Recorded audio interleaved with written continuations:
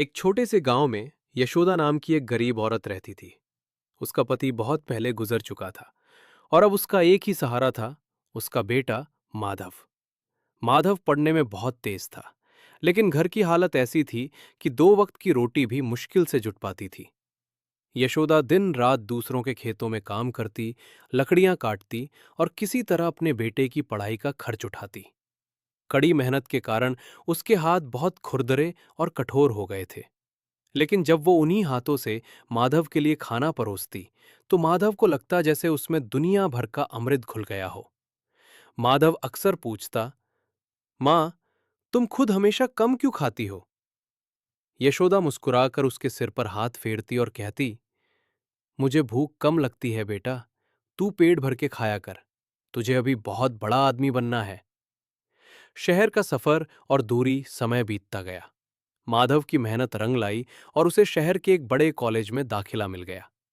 शहर जाने के बाद माधव पढ़ाई और नई जिंदगी में इतना व्यस्त हो गया कि उसका गांव आना धीरे धीरे कम हो गया। यशोदा हर दिन चौखट पर बैठकर माधव के आने की राह देखती रहती। कई साल गुजर गए। माधव अब एक बहुत बड़ा अफसर बन चुका था और शहर में ही बस गया था। एक दिन अचानक उसे अपनी मां की बहुत याद आई। उसने कुछ दिन की छुट्टी ली और बिना बताए गांव पहुंच गया। जब माधव ने अपने कच्चे घर का दरवाजा खोला, तो देखा कि घर की छत कई जगह से टूट चुकी थी। अंदर गया तो देखा कि यशोदा एक पुरानी चारपाई पर लेटी हुई थी। वो बहुत कमजोर और बीमार हो चुकी थी। उसकी आंखों की रोशनी भी धुंधली पड़ गई थी। माधव अपने आंसू नहीं रोक पाया। वो दौड़कर अपनी मां के गले लग गया और रोने लगा। मां, मुझे माफ कर दो। मैं अपनी दुनिया और कामयाबी में इतना अंधा हो गया था कि तुम्हारी तकलीफें मुझे नजर ही नहीं आई। यशोदा ने अपने उन्हीं खुरदरे और कांपते हाथों से माधव का चेहरा छुआ, उसके आंसू पोंछे और बहुत धीमी आवाज में कहा, पगले, तू रोता क्यों है?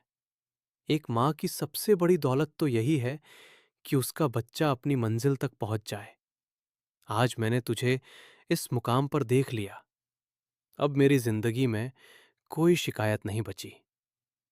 उस दिन माधव को गहराई से समझ आया कि दुनिया की सारी शोहरत और पैसा एक तरफ और मां के निस्वार्थ प्रेम और बलिदान का पलड़ा सबसे भारी होता है। उसने उसी पल तय किया कि वो अपनी मां को अपने साथ शहर ले जाएगा और अब कभी अकेला नहीं छोड़ेगा।